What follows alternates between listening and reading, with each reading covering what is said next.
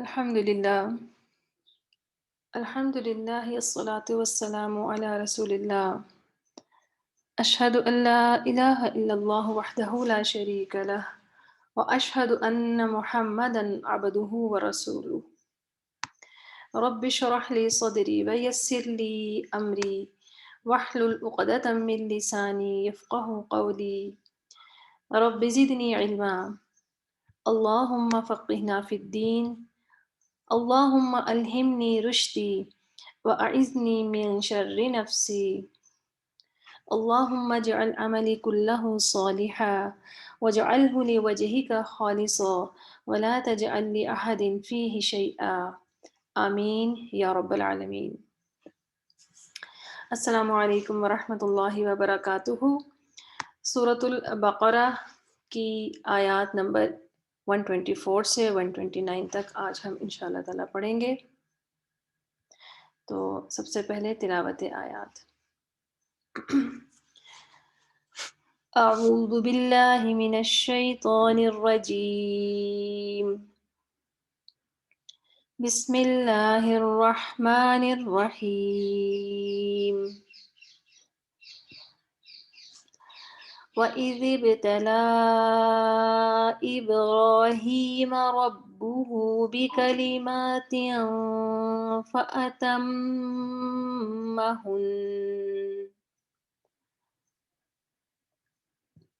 قَالَ إِنِّي جَاعِلُكَ لِلنَّاسِ إِمَامًا قَالَ وَمِن ذُرِّيَّتِي قال لا ينال عهد الظالمين.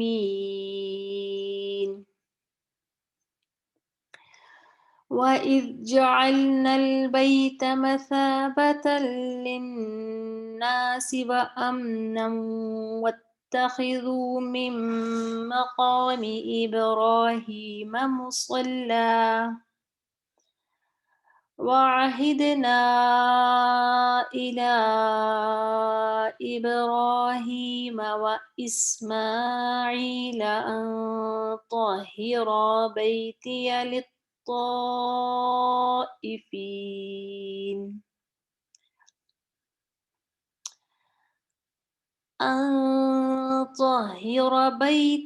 للطائفين والعاكفين والركع السجود. وإذ قال إبراهيم رب اجعل هذا بلدا آمنا وارزق أهله من الثمرات من آمن منهم بالله واليوم الآخر. قال ومن كفر فأمتعه قليلا ثم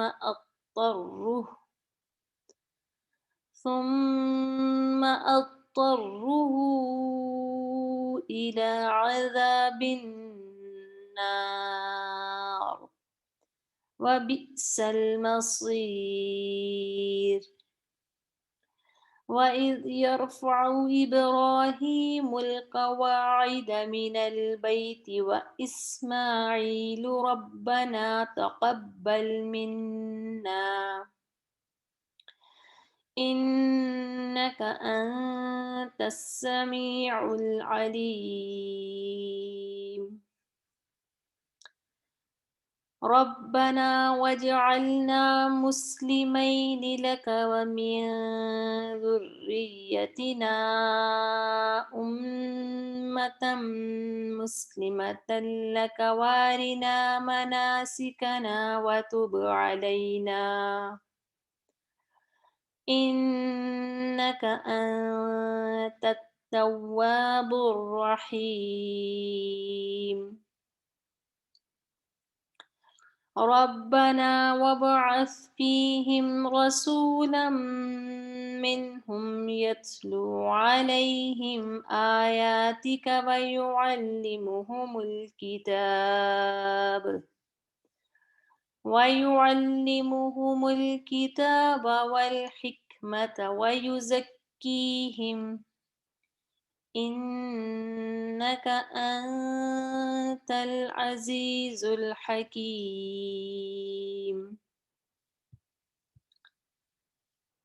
جی، آج کی آیات آسان ہیں اور ابراہیم علیہ السلام کے بارے میں بات کی جا رہی ہے، اس پر ہم بات کریں گے بعد میں. تو پہلے ترجمہ دیکھ لیتے ہیں. وَإِذِ ابْتَلَى، وَإِذ اور جب، ابتلا مبتلا سے ہے مبتلا کرنا، تو مصائب آزمانا یہ ترجمہ آتا ہے. اور جب مبتلا کیا ابراہیم علیہ السلام کو، ربہ اس کے رب نے، بکلمات چند کلمات سے، فَأَتَمَّہُنْ تو اس نے پورا کر دیا انہیں، ہن، ٹھیک ہے. یہ کلمات جو ہے یہ جمع مونس ہے نا، تو ہن کا صیغہ آیا ہے، ہنہ کا، تو اس نے پورا کر دیا انہیں. یہ کلمات کون سے تھے ابھی بات کرتے ہیں. قال انی، اس نے کہا، انی بے شک میں، جاعلک بنانے والا ہوں تجھے، للناسی لوگوں کے لیے، اماما امام. قال کہا، وَمِن ذُرِّيَّتِي اور میری اولاد میں سے بھی.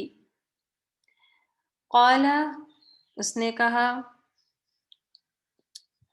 لا ینالو، لا ینالو نہیں پہنچے گا، عہد الظالمین عہدی میرا عہد، الظالمین ظالموں کو.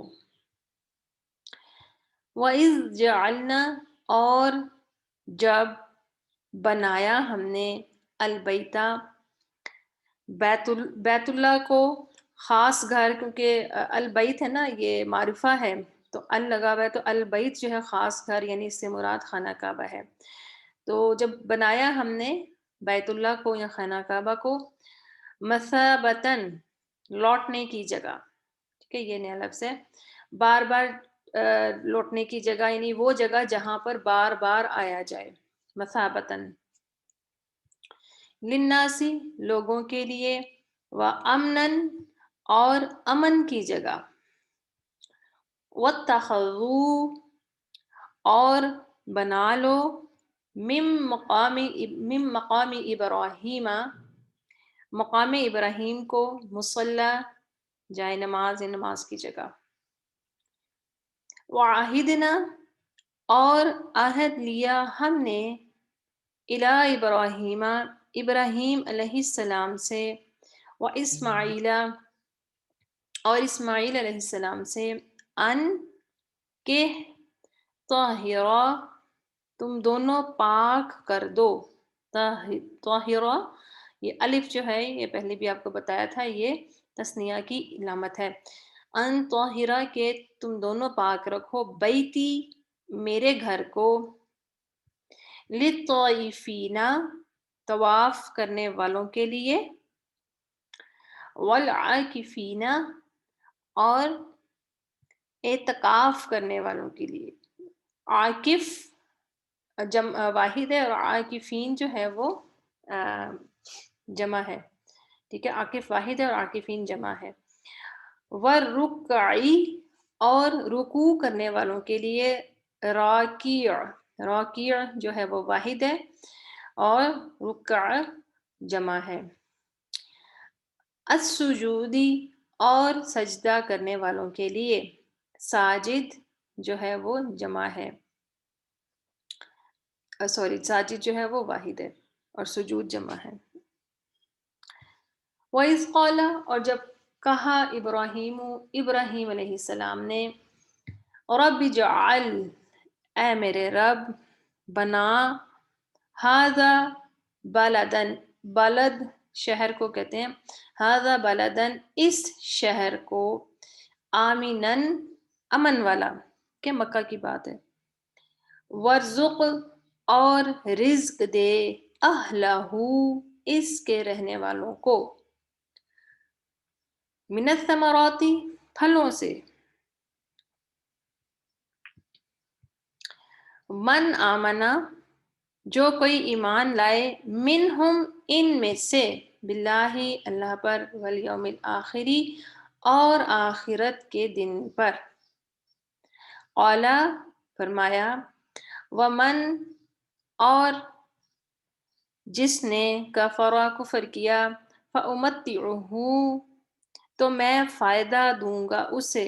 فأمتعہ تو میں فائدہ دوں گا اسے. قلیلاً قلیلاً قلیل یا کم یا تھوڑا سا. ثم پھر اضطرہ اضطراب سے اردو میں ہم اضطراب بولتے ہیں بے چینی کے معنوں میں، مجبور کرنے کے معنوں میں بولتے ہیں. تو ثم پھر اضطرہ ہم اسے مجبور کریں گے یا میں اسے مجبور کروں گا الی عذاب النار آگ کے عذاب کی طرف.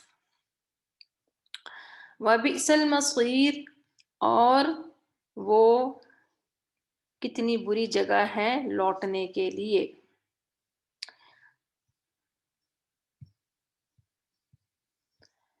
وَإِذْ اور جب یرفعو رفع سے رفع بلند کرنا، اردو میں ہم نام رفعت بھی نام رکھتے ہیں نا بلندی. تو وَإِذْ یرفعو اور جب یرفعو بلند کر رہے تھے ابراہیم علیہ السلام القواعد قواعد قاعدہ کی جمع ہے، قاعدہ واحدہ، قواعد جمع ہے. بنیاد کو کہتے ہیں. قاعدہ جو ہے بنیاد ہوتی ہے نا، جب ہم بچوں کو جیسا قرآن پڑھاتے ہیں تو قاعدہ اس کی بنیاد ہوتی ہے، تو بنیاد کے معنوں میں آتا ہے. جب بلند کر رہے تھے ابراہیم علیہ السلام القواعد بنیادوں کو من البیتی بیت اللہ کی. واسماعیل اور اسماعیل علیہ السلام، ٹھیک ہے، دونوں پیغمبر جب یہ کام کر رہے تھے.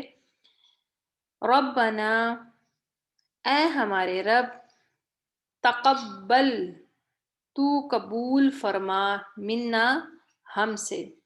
ٹھیک ہے، حالانکہ اللہ کے حکم کے مطابق یہ کر رہے تھے، پھر بھی دعا کر رہے ہیں، اس پر بھی ہم بات کریں گے. انکا بے شک تو انتا تو ہی ہے السمیع العلیم خوب سننے والا بہت جاننے والا.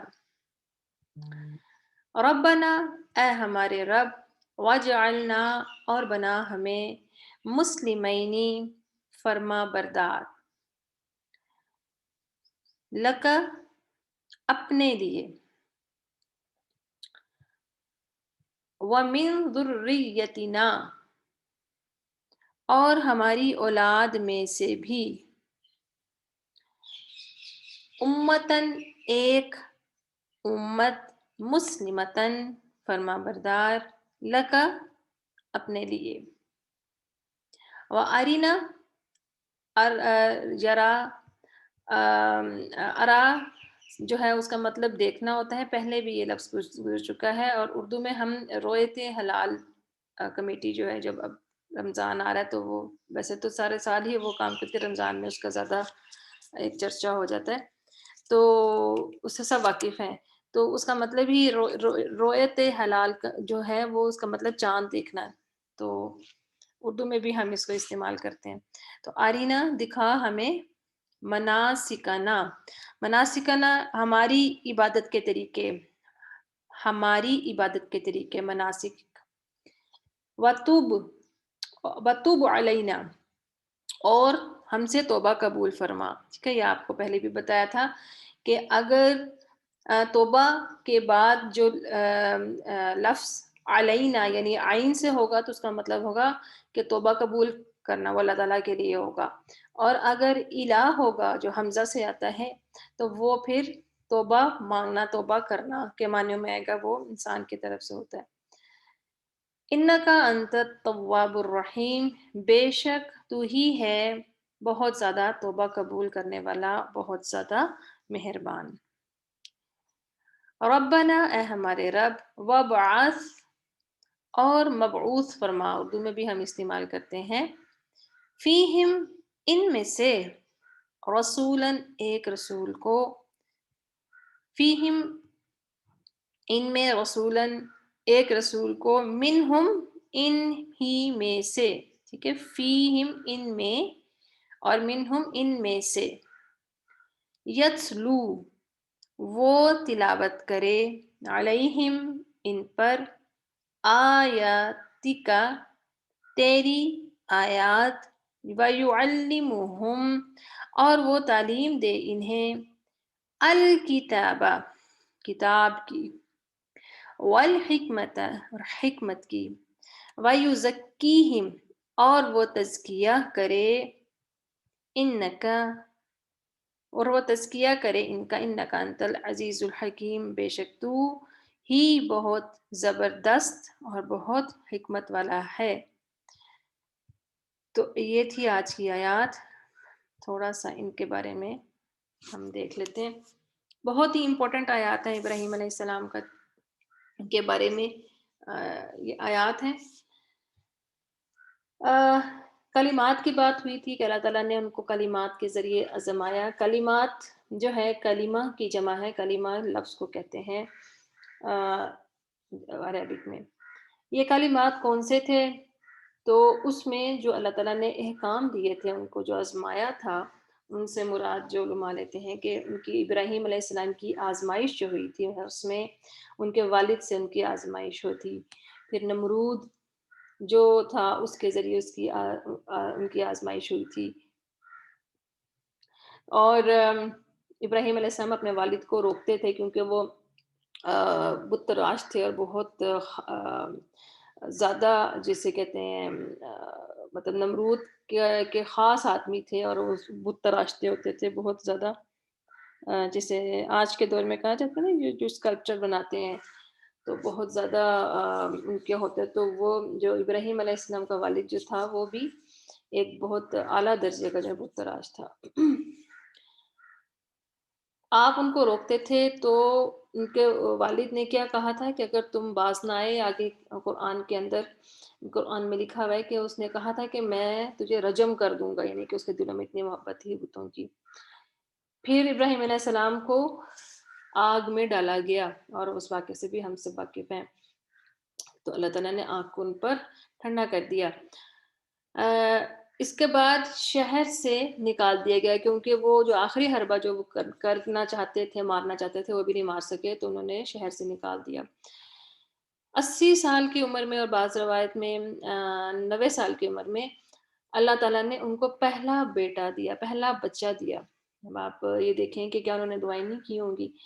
تو 80 سال کی عمر میں اللہ تعالیٰ نے ان کو پہلی اولاد دی، اور جب اولاد دی تو کیا کہا کہ اس کو اس کی ماں کے ساتھ ایک ویران وادی میں چھوڑ آؤ، مکہ کی وادی میں۔ تو اللہ تعالیٰ کے حکم کے آگے ابراہیم علیہ السلام نے ہمیشہ سرنڈر کیا، چوں چرا ذرا بھی نہیں کی، تو وہ چھوڑ آئے۔ پھر اس کے بعد 93 سال کی عمر میں، یا 103 سال آتا ہے بعض جگہ کے پر، کہ ان کے اس عمر میں ان کو دوسرا بیٹا اللہ تعالیٰ نے دیا، اسحاق علیہ السلام۔ ان کے بارے میں آتا ہے کہ ان کو فلسطین میں چھوڑنے کا حکم دیا، یعنی دونوں جگہ کے اوپر جو یہ مسجدیں ہیں، یہ ایک جگہ اسماعیل علیہ السلام کے ساتھ مل کر بیت اللہ تعمیر کیا گیا، اور فلسطین میں اسحاق علیہ السلام کے ساتھ مل کر بیت المقدس جو تھا اس کو بنایا گیا۔ پھر جب جوان ہوئے اسماعیل علیہ السلام، تو اللہ تعالیٰ کے حکم ہوا کہ ان کو ذبح کرو۔ یہ ساری آزمائشیں جو تھیں انہوں نے پوری کی، اللہ تعالیٰ کے آگے تسلیم کیا، سر تسلیم کیا، اور ان کے بارے میں یہ آتا ہے نا کہ وہ مشرکوں میں سے نہیں تھے۔ ابراہیم علیہ السلام کے بارے میں آتا ہے نا کہ وہ حنیف کا لفظ آتا ہے ان کے لیے، اور وہ کہتے ہیں آتا ہے کہ وہ مشرک نہیں تھے، یعنی کہ وہ ہر حکم کے آگے جو ہے نا، اللہ تعالیٰ کے ہر حکم کے آگے انہوں نے اپنا سر جھکا دیا، اور اسی لیے پھر اللہ تعالیٰ نے ان کو کیا انعام دیا اس دنیا میں، کہ ان کو پوری انسانیت کا امام بنایا، کہ وہ اکیلے ایک امت ہیں، اور ابراہیم علیہ السلام کو اللہ تعالیٰ نے تمام انسانیت کا امام بنایا، اور اس کے بعد ابراہیم علیہ السلام کے بعد جتنے بھی انبیاء آئے وہ سب آپ کی اولاد میں سے ہی آئے۔ تو بڑے درجے بڑے مقام محنت سے ہی حاصل ہوتے ہیں، راتوں رات نہیں ہوتے، کوئی شارٹ کٹ نہیں ہوتا۔ کامیابی کا کوئی بھی شارٹ کٹ نہیں ہے، کامیابی کے کوئی بھی ایسا نہیں ہے کہ راتوں رات جو چیز راتوں رات ملتی ہے وہ راتوں رات چلی بھی جاتی ہے، اور وہ صرف جاتی نہیں ہے، وہ بہت سارے فساد، بہت سارے غلط راستے کھول کر بھی جاتی ہے، اور وہ انسان کو ڈبو کر جاتی ہے۔ تو کام کرنے کے تین ہی اصول ہیں، تین درجے، ہم بارہا اس کو پڑھ چکے ہیں، آج بھی اس میں ان آیات کے ریفرنس میں آ رہا ہے کہ تین درجے ہیں کام کرنے کے لیے۔ کون سے؟ احسان، عدل اور ظلم۔ ظلم کے درجے کے اوپر تو کبھی بھی نہیں جانا۔ عدل کیا ہے؟ برابری برابری کا، جیسا دوسرے نے کیا ویسا ہی آپ نے کر دیا۔ اور احسان جو ہے وہ حق سے بڑھ کر دینا۔ تو ہمیں ہر معاملے میں، مشکل کام ہے، آسان نہیں ہے، لیکن ہم جب اپنے آپ کو اس درجے پر لے کر آئیں گے تو پھر انسان جو ہے اس کا جو ہے وہ سٹیٹس جو ہے وہ کچھ اور ہو جاتا ہے جب آپ اپنے آپ کو محسن کے درجے کے اوپر لے کے جاتے ہیں۔ سورہ یوسف اس کی بہترین مثال ہے۔ بارہا اللہ تعالیٰ نے قرآن کے الفاظ ہیں جو مختلف ان کے بھائیوں نے بھی اور بھی لوگوں نے استعمال کیے کہ وہ محسنوں میں سے تھے۔ یہودی، عیسائی، اہل مکہ جو ہیں، یہ تمام کے تمام جو تھے یہ ابراہیم علیہ السلام کی ہی نسل سے ہیں، کہ جو مشرکین مکہ جو تھے وہ بھی اپنے آپ کو دین ابراہیمی پر کہتے تھے۔ تو یہاں پر کیا کہا گیا کہ اللہ تعالیٰ نے ان کو آزمایا اور ان کو امام بنایا، اور امامت دینے کے بعد جب فوراً انہوں نے اپنی اولاد کی بات کی تو وہاں پر کیا کہا کہ یہ چیز جو ہے یہ ظالموں کے لیے نہیں ہوگی، یعنی کہ جو جن کے معاملات جو ہے نا وہ ظلم کے درجے پر ہوں گے، ٹھیک ہے، تو جن کا کام جو ہے، جن کے معاملات ہیں وہ ظلم کے درجے پر ہوں گے تو وہ ان کو نہیں ملے گا۔ آدم علیہ السلام کے 2000 سال بعد بیت اللہ اور بیت المقدس بنایا۔ یہود کا اصل گھر بیت المقدس ہی ہے، لیکن جب ان کو مل رہا تھا، یہ ہم نے آیات پیچھے بھی پڑھی ہے نا، مل رہا تھا تو اس ٹائم انہوں نے انکار کر دیا، اور پھر اب جو ہے اب ہم دیکھ رہے ہیں کہ دنیا سے کس طریقے سے انہوں نے لیا ہے اور کیا کیا کر رہے ہیں۔ یہ جو مقام ابراہیم کو مصلی بنایا گیا ہے، یہ عمر رضی اللہ تعالیٰ کی خواہش تھی۔ ان کی جو تھی، جو ان کی خواہشیں تھیں جو آیات کی صورت میں اللہ تعالیٰ نے نازل فرمائی تھیں، اس میں سے ایک یہ تھی کہ وہ چاہتے تھے کہ مقام ابراہیم کو بھی مصلی بنایا جائے، تو اللہ تعالیٰ نے ان کی یہ خواہش جو ہے اس کو پورا کیا تھا۔ پھر اسماعیل علیہ السلام اور ابراہیم علیہ السلام کو مسجد کو صاف رکھنے کا حکم دیا جا رہا ہے، دونوں انبیاء کو یہ کام دیا جا رہا ہے۔ تو مساجد کو صاف رکھنا جو ہے کوئی معمولی کام نہیں ہے، بہت زیادہ ثواب کا کام ہے، انبیاء کی سنت ہے۔ تو رسول اللہ صلی اللہ علیہ وسلم پر امت کے اعمال پیش کیے گئے، تو ان میں ایک نیک عمل یہ بھی تھا، یعنی کہ صفائی کا کام جو تھا وہ بھی تھا، وہ اس کو بھی پیش کیا گیا۔ صفائی والی ایک عورت جو تھی، جو مسجد نبوی میں صفائی کا کام کرتی تھی، تو جھاڑو دیتی ہوتی تھی، تو اس کی جب ڈیتھ ہو گئی تو صحابہ نے اس کی تدفین کر دی، لیکن رسول اللہ صلی اللہ علیہ وسلم کو نہیں بتایا۔ تو جب آپ صلی اللہ علیہ وسلم نے جب وہ نظر نہیں آئی تو آپ نے پوچھا اس کے بارے میں، تو صحابہ نے کہا کہ اس کی تو ڈیتھ ہو گئی، آئی تھنک اگلے ہی دن کی بات تھی۔ تو رسول اللہ صلی اللہ علیہ وسلم نے اس پر ناراضگی کا اظہار کیا کہ مجھے کیوں نہیں بتایا۔ تو پھر آپ صلی اللہ علیہ وسلم اس کی قبر پر گئے اور وہاں پر نماز پڑھی اور دعا کی۔ اسی طرح مسجد میں جانے کے اور بھی احترام ہیں، لہسن پیاز کھانے والے کھا کے نہ جائیں کہ منہ سے اسمیل آتی ہے، مسواک کر کے جائیں، مسجد میں تھوکنا جو ہے وہ بھی گناہ ہے، اور اس کا کفارہ اس کو دفن کرنا ہے۔ تو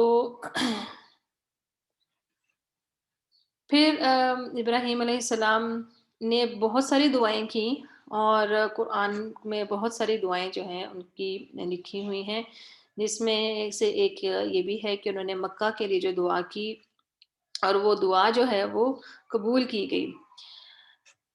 اب پچھلی دعا جو ہم نے دیکھی ہے، یہاں پر اس چیز کا موازنہ کر لیں، یہ میں نے آپ کو پہلے بھی بتایا تھا جب ہم نے انٹروڈکشن کلاس لی تھی، اس میں بھی یہ چیز ڈسکس ہوئی تھی کہ یہ جو امامت ہے، یعنی جو امامت ہے، جو دین کا جو کام ہے، جو اللہ کا جو کام ہے، اس کے لیے اللہ تعالیٰ نے کہا ہے کہ وہ ظالموں کے لیے نہیں ہوگا، وہ ظالم نہیں کر سکیں گے، یعنی کہ جو لوگ درجہ ظلم پر کام کرنے والے ہیں ان کے لیے یہ نہیں ہے، اللہ تعالیٰ نے معیار رکھا ہوا ہے۔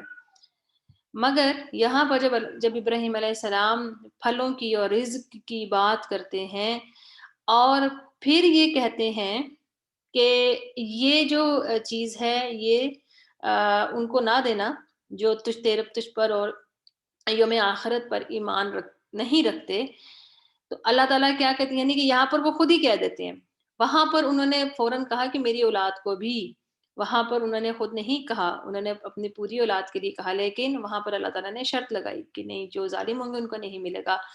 لیکن یہاں پر انہوں نے خود ہی کہہ دیا کہ جو تجھ پر اور یوم آخرت پر ایمان نہیں رکھتے، ان کو یہ چیز نہ دینا۔ تو اللہ تعالیٰ نے کیا کہا کہ ہم یہ فائدہ جو ہے دیں گے، اس دنیا میں جو فائدہ ہے وہ دیں گے ان کو، آخرت میں پھر ان کو عذاب ہوگا، لیکن دنیا کا فائدہ ان کو ملے گا۔ تو یہ چیز جو ہے، یہ جو رزق ہے اور دنیا کی جو کامیابی ہے، یہ غیر مشروط ہے۔ اس کے اوپر کوئی بھی یہ نہیں پرکھ سکتا کہ جو دنیا میں بہت کامیاب ہے تو اس کے اوپر کوئی بہت زیادہ رحمتیں ہیں اللہ تعالیٰ کی، ضروری نہیں ہے۔ یہ چیز کافروں اور جو مطلب جو اللہ کو ماننے والے ہیں اور جو اللہ کو نہیں مانتے، ان سب کے لیے اللہ تعالیٰ نے دنیا میں جو سٹیٹس رکھ دیا، وہ ایک ہے کہ جو کرائٹیریا دنیا کا وہ اس کے مطابق ہی ہے، اس میں وہ نہیں ہے، کیونکہ اللہ تعالیٰ کہتے ہیں کہ دنیا کی حیثیت جو ہے وہ اگر اللہ تعالیٰ کے نزدیک مچھر کے پر برابر بھی ہوتی تو وہ کسی بھی کافر کو پانی کا ایک گھونٹ بھی نہ دیتا۔ تو اللہ تعالیٰ کے نزدیک اس دنیا کی کوئی اہمیت نہیں ہے، یہ دنیا اسباب کی دنیا ہے، اس پر ہی بنی ہے، اور جو طریقہ کار اس دنیا کا ہے، وہ چاہے وہ معاملات، وہ کام کافر کرے گا تو اس کو فائدہ ہوگا، وہ مسلمان کرے گا تو اس کو فائدہ ہوگا، اس کے لیے کوئی وہ نہیں ہے۔ لیکن جو دین کا کام ہے، جو اللہ کا کام ہے، جو امامت کا کام ہے، وہ اللہ تعالیٰ کے ہاں اس کی شرائط ہیں، وہ ہر کوئی نہیں کر سکتا۔ پھر ابراہیم علیہ السلام اور اسماعیل علیہ السلام جب دیواریں بلند کر رہے تھے تو کیا کیا دعا مانگ رہے تھے کہ، اور دعائیں مانگ رہے تھے، اور ساتھ کہہ رہے تھے کہ اللہ تعالیٰ تو ہم سے یہ کام جو ہے، جو یہ ہم اتنا بڑا کام کر رہے ہیں بیت اللہ کی تعمیر، یہ ہم سے قبول فرما۔ اب یہ دیکھیں کہ یہاں پر وہ اللہ تعالیٰ کے حکم کے مطابق ہی کر رہے تھے، اللہ تعالیٰ نے ہی کہا تھا تو اللہ کا ہی حکم مان رہے تھے، اللہ کا حکم مانتے ہوئے کر رہے ہیں، لیکن کیا ہے کہ ساتھ قبولیت کی دعائیں بھی مانگ رہے ہیں۔ تو ہر حکم ماننے کے باوجود قبولیت کی دعا مانگ رہے ہیں، مطلب جتنے بھی نیک کام کر لیں تو گارنٹی نہیں کہ وہ قبول ہو جائیں، بلکہ ان کی قبولیت کی دعائیں کرنا ضروری ہے۔ ساری زندگی ہمیں یہی جو ہے ایک وہ جستجو رہتی ہے نا کہ اللہ تعالیٰ ہمارا کوئی عمل قبول کر لے۔ کسی جگہ میں پڑھ رہی تھی، مجھے اب نام نہیں یاد اس ٹائم پر، تو وہ کہہ رہے تھے کہ انسان کی ایک بھی نیکی قبول ہوگی، اگر ایک بھی نیکی قبول ہوگی تو وہ اس کے لیے آخرت میں بخشش کا باعث بن جائے گی۔ تو ہمیں تو معلوم ہی نہیں ہے کہ ہم نے اول تو نیکیاں کتنی کی ہیں، اور نیکیاں ہماری قبول بھی ہوئی ہیں کہ نہیں ہوئی، اور اس کے اوپر کہ ہم نے اپنی نیکیاں تو شاید کر لی ہوں، لیکن کیا ہم نے ان کو سنبھال کے بھی رکھا ہے یا نہیں، یا ہم نے پھر ان کو ضائع ہی کر دیا۔ کیونکہ بہت سارے زبان کے اعمال، بہت ساری ایسی چیزیں ہم دن بھر میں کر جاتے ہیں جو کہ ہماری وہ نیکیوں کا، اگر ہم نے ایک بیگ اتنا بھرا بھی ہو لیکن اس میں ہم کہیں نہ کہیں سوراخ کر دیتے ہیں اور وہ نیکیاں ہماری ضائع ہو جاتی ہیں۔ تو نیکیوں کی قبولیت کی دعا جب نبی مانگ رہے ہیں تو ہم لوگ تو پھر اپنے آپ کو کہیں بھی نہیں کہہ سکتے نا کہ ہمارے لیے تو، ہمیں تو اس چیز کی ضرور دعائیں مانگنی چاہیے۔ ابراہیم اور اسماعیل علیہ السلام اللہ ہی کا حکم پورا کر رہے تھے لیکن قبولیت کی دعائیں مانگ رہے تھے۔ لہٰذا ہمیں بھی اللہ کے احکام کو بجا لانے کے ساتھ ساتھ دعا کی طرف بھی توجہ دینی چاہیے۔ محنت اتنی شایان شان تو نہیں، لیکن تو قبول کر لے۔ یاد رکھیے کہ جنت میں کوئی بھی انسان اپنی نیکیوں کے بل بوتے پر نہیں جائے گا، یعنی کسی کی بھی ساری عمر کی نیکی اس جنت جیسا انعام پانے کے لیے ناکافی ہیں، بلکہ اللہ کی رحمت سے جائے گا، کیونکہ اللہ تعالیٰ کوشش دیکھے گا، نیت دیکھے گا۔ روز قیامت وہی ملے گا جو نیکی کی صورت میں قبول ہو چکا ہے۔ اس لیے بعض اہل علم کا خیال ہے کہ اگر ہمیں زندگی بھر کی عبادت میں سے یہ معلوم ہو جائے کہ اللہ تعالیٰ نے تھوڑا سا عمل قبول کر لیا ہے تو ہمارے لیے وہی کافی ہے، کیونکہ اللہ تعالیٰ سورۃ المائدہ میں فرماتے ہیں کہ انما یتقبل اللہ من المتقین، کہ اللہ صرف متقین سے ہی قبول کرتے ہیں، تقوی والوں سے۔ قبولیت کا مطلب یہ ہوگا کہ اللہ نے ہمیں تقوی عطا فرمایا ہے اور قبول کر لیا ہے، اور جنت کے لیے تقوی ضروری ہے کہ جنت میں تو متقی ہی جائیں گے نا۔ ہم نے اپنے دل کے اندر تقوی یہی سے لے کر جانا ہے، جس طرح سورہ رحمان میں آتا ہے نا، وَلِمَنْ خَافَ مُقَامَ رَبِّهِ جَنَّتَانِ، کہ جو اللہ کے سامنے کھڑا ہونے سے ڈرا اس کے لیے 2 جنتیں ہیں۔ اور اسی طرح ہی جو لوگ عرش کے سائے کے نیچے ہوں گے ان میں سے ایک قسم کے لوگ یہ بھی ہوں گے کہ جس تنہائی میں اپنے رب کو یاد کرتے تھے اور اس کے خوف سے ان کی آنکھیں بہہ پڑتی تھی۔ تو اللہ تعالی ہم سب کو اپنا تقوی عطا فرمائے، اور ہم سے ہمارے اعمال چھوٹے ہیں جیسے بھی ہیں، اس کے اندر بہت ساری خرابیاں بھی ہیں، اللہ تعالیٰ وہ ہم سے قبول فرمائے۔ بیت اللہ کی تعمیر کا ذکر ہوا ہے تو یہاں پر تھوڑا سا یہ دیکھ لیتے ہیں کہ مفسر ہیں امام قسطلانی رحمۃ اللہ کے مطابق بیت اللہ کی تعمیر 10 مرتبہ ہوئی ہے۔ سب سے پہلے فرشتوں نے کی، پھر آدم علیہ السلام نے جب وہ 1000 سال ان کی عمر ہوئی تھی تب انہوں نے کی تھی۔ اس کے بعد شیث علیہ السلام جو آدم علیہ السلام کے بیٹے تھے انہوں نے کی تھی، اور یہ جو تعمیر تھی یہ طوفان نوح میں گر گئی تھی۔ پھر ابراہیم علیہ السلام اور اسماعیل علیہ السلام نے کی تھی۔ پھر قبیلہ عمالقہ جو تھے انہوں نے کی۔ اس کے بعد قبیلہ بنو جرہم نے کی تھی۔ بنو جرہم وہی ہیں جس میں اسماعیل علیہ السلام جب حاجرہ علیہ السلام وہاں پر مکہ میں گئی تھیں تو وہاں پر قبیلہ بنو جرہم کا گزر ہوا تھا، اور انہوں نے پھر پانی دیکھا تھا تو حاجرہ علیہ السلام سے اجازت مانگی تھی کہ ہم یہاں رہ سکتے ہیں، تو پھر وہاں پر قبیلہ بنو جرہم آباد ہوا تھا۔ تو انہی میں اسماعیل علیہ السلام کی شادی بھی اسی قبیلے میں ہوئی تھی، تو 6ٹھی بار انہوں نے کی تھی۔ اس کے بعد قصی بن کلاب نے کی تھی، جہاں سے پھر یہ جو ہے شروع ہوتا ہے، اور قصی کے بارے میں بھی بہت زیادہ وہ آتا ہے کہ یہ رسول اللہ صلی اللہ علیہ وسلم کے جو پردادوں میں سے ہیں۔ پھر قریش نے کی تھی جب بارش کی وجہ سے گر گیا تھا بیت اللہ، تو یہ وہ واقعہ جس میں حجر اسود بھی رسول اللہ صلی اللہ علیہ وسلم نے اپنے ہاتھ سے نصب کیا تھا، یہ وہ والا واقعہ ہے۔ پھر اس کے بعد عبداللہ بن زبیر نے کی تھی مروان کی حکومت میں، اور یہ انہوں نے کی تھی اس وجہ سے کہ عائشہ رضی اللہ تعالیٰ سے جو انہوں نے حدیث سنی تھی کہ جو بیت اللہ جو تھا، پہلے جو بیت اللہ جو تھا، آپ نے دیکھا ہوگا کہ بیت اللہ کے سامنے ایک ڈی شیپ جو ایریا ہے جس کو حتیم بولتے ہیں، تو وہ ایریا جو تھا وہ پہلے بیت اللہ کے اندر ہی تھا، تو بیت اللہ کا حصہ تھا۔ لیکن جب قریش نے یہ تعمیر کی تھی تو انہوں نے یہ آپس میں یہ عہد کیا تھا کہ ہم اس میں کسی بھی قسم کی حرام کمائی جو ہے وہ نہیں لگائیں گے، 100% حلال کمائی سے اس کو بنائیں گے۔ تو اس وقت تعمیر کے میں جو خرچہ آیا تھا تو اس میں تھوڑا وہ کم ہو گیا تھا، جس کی وجہ سے وہ جو اتنا ایریا جو تھا وہ اس کے اندر نہیں آ سکا، تو انہوں نے اس کو جتنا ایگزسٹنگ جو ہے اتنا ہی رکھا، اور وہاں پر علامتاً جو ہے وہ ایریا اس طرح سے بنا دیا کہ یہ علامت رہے کہ یہ ایریا بھی جو ہے بیت اللہ کے اندر ہی موجود ہے، تو اس کو ویسے ہی چھوڑ دیا تھا۔ تو عبداللہ بن زبیر جو تھے انہوں نے عائشہ رضی اللہ عنہا سے یہ حدیث سنی ہوئی تھی اس کے بارے میں، اور کہ رسول اللہ صلی اللہ علیہ وسلم، مجھے ایگزیکٹ ورڈ نہیں یاد، مفہوم میں بتا دیتی ہوں آپ کو، کہ انہوں نے یہ حدیث یہ سنی ہوئی تھی کہ اس میں رسول اللہ صلی اللہ علیہ وسلم نے کہا تھا کہ انہوں نے کہا تھا کہ میرا دل چاہتا ہے کہ میں اس کو اس تعمیر پہ لے جاؤں، لیکن اس کو حکمتاً جو ہے اس کو نہیں کیا گیا۔ تو عبداللہ بن زبیر نے اس کو اسی طرح بنوایا۔ تو اس کے بعد حجاج بن یوسف، عبداللہ بن زبیر جو تھے حجاج کے زمانے میں گورنر تھے، تو حجاج نے جو تھا دوبارہ سے اس کو گرا کر تو وہی جس طرح اب ہے ویسے ہی بنایا۔ تو عبداللہ بن زبیر کے حجاج نے پھر عبداللہ بن زبیر کے ساتھ بہت برا معاملہ بھی کیا تھا۔ عبداللہ بن زبیر جو تھے یہ اسماء رضی اللہ عنہا کے بیٹے تھے، جو عائشہ رضی اللہ عنہا کی بہن ہے نا، اسماء رضی اللہ عنہا ان کے بیٹے تھے، یعنی عائشہ رضی اللہ عنہا کے جو تھے وہ بھانجے تھے۔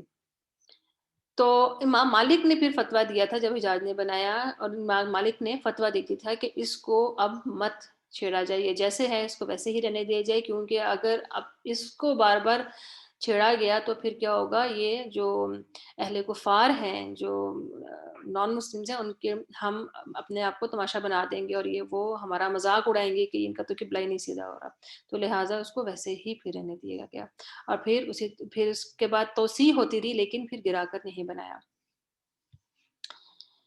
تو یہ تو 10 مرتبہ جو ہے وہ اس کی تعمیر ہوئی ہے۔ پھر ان آیات سے کیا ہمیں معلوم ہوتا ہے، آیت 128 میں اس کے مطابق بھی کہ اتنے عظیم انسان دعائیں کر رہے ہیں حالانکہ وہ نبی ہیں، تو ہماری کیا حیثیت ہے، اور عبادت کے طریقے بھی سیکھ رہے ہیں۔ اللہ تعالیٰ سے دعا کریں نا کہ ہمیں عبادت کے طریقے سکھا، تو مطلب یہ ہے کہ آپ جتنا مرضی پڑھے لکھے ہوں، علم سیکھنا ضروری ہے، کہ ہمارا ہاں تو مزاج یہ پایا جاتا ہے نا کہ ہم لوگ اگر کسی کو کچھ کہیں تو اگلا بندہ آپ کو یہ رسپونڈ کرتا ہے کہ تمہیں زیادہ پتہ ہے، ہم تو یہ سیکھتے آئے ہیں، سنتے آئے ہیں، دیکھتے آئے ہیں، ہم بھی جانتے ہیں۔ تو ایک جو ہے اس میں علم سیکھنے میں شرم نہیں کرنی چاہیے، جب بھی اللہ تعالیٰ موقع دے تو اس کو سیکھیں۔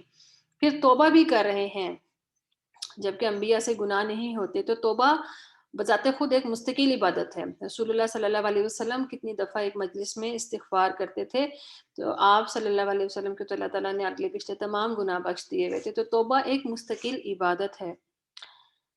پھر اتنی بڑی دعا مانگ رہے ہیں، رسول اللہ صلی اللہ علیہ وسلم فرمایا کرتے تھے کہ میں اپنے باپ ابراہیم علیہ السلام کی دعا ہوں، اور اپنے بھائی عیسیٰ علیہ السلام کی بشارت ہوں، اور اپنی ماں کا خواب ہوں۔ تو دعا یہ تھی۔ یہ کام کون سے جو بتائے گئے آخری آیت میں، یہ 4 کام ہیں، اور بعض ان کو 3 بھی کہتے ہیں، یعنی تلاوت کتاب ایک کام، یہ تعلیم کتاب، تعلیم حکمت سے مراد کیا ہے، رسول اللہ صلی اللہ علیہ وسلم کو کتاب اور حکمت دونوں دی گئی، تو حکمت سے مراد احادیث ہیں۔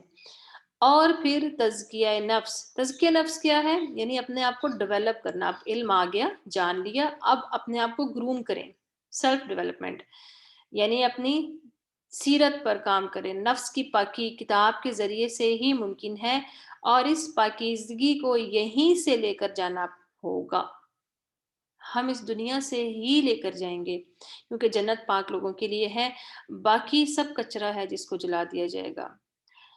تو ہمیں یہاں سے کیا پتہ چلتا ہے کہ پرفیکشن کا انتظار نہیں کرنا چاہیے۔ بہت سارے کام ہم کرنا چاہتے ہیں اور ہم اس میں یہ انتظار کرتے رہتے ہیں کہ جب یہ اتنا بڑا ہو جائے گا تو پھر ہم کریں گے۔ ٹھیک ہے، ایک لیول تک آپ اس کو سیکھتے ہیں، اور اس کے ساتھ ساتھ اس کو بتانا شروع کر دیں، چھوٹے حلقے میں، اپنے ایریے میں، اپنے مطابق اس کو آگے پھیلانا شروع کر دیں، بتانا شروع کر دیں، تو کیا ہوگا کہ پرفیکشن جو ہے پھر اس کے ساتھ ساتھ ہی آتی جائے گی، یعنی ساتھ ساتھ آپ بتاتے جائیں گے اور ساتھ ساتھ آپ مزید سیکھتے جائیں گے۔